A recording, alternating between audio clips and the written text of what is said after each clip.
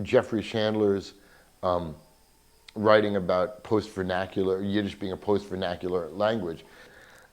The way I understand his writing a little bit is that, and plus this is from anecdotes from hanging out and talking to him, he said he was asking the question, is Yiddish a dead language or a dying language?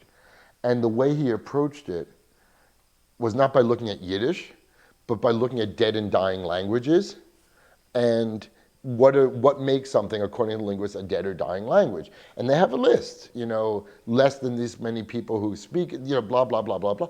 And he basically concluded that Yiddish is in no way a dead or dying language because there's new work being generated.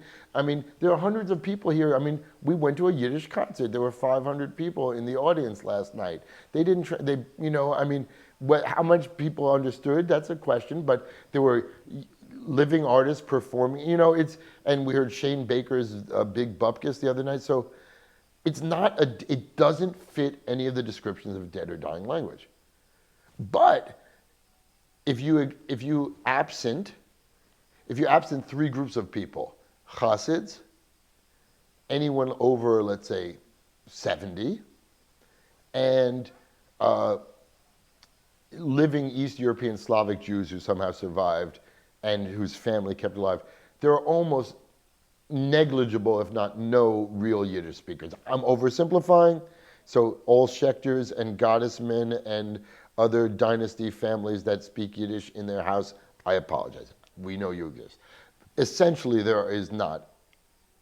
And yet, there are more Yiddish recordings that have probably come out in the last 15 years than in the 100 years before it. I'm making that statistic up, but I would argue that I bet it's true. And if I said 25 and 150, I'm sure there's more Yiddish stuff that's been made in the last 20, 25 years than in the entire recorded history of music.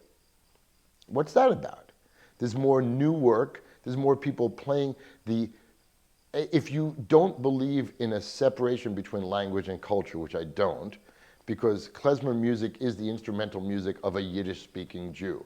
So if you have a non-Yiddish-speaking person, Jew or not, who's playing Klezmer music, they are involved with the Yiddish culture. They're not involved with Jewish culture or Sephardic culture. No, they're involved with Yiddish culture. It's particular. If we're learning about Chanas, if we're learning these forms, if we, all the things that go on here, the paper cutting and the visual art, we're living with Yiddish culture and studying old and living with new and archiving and studying.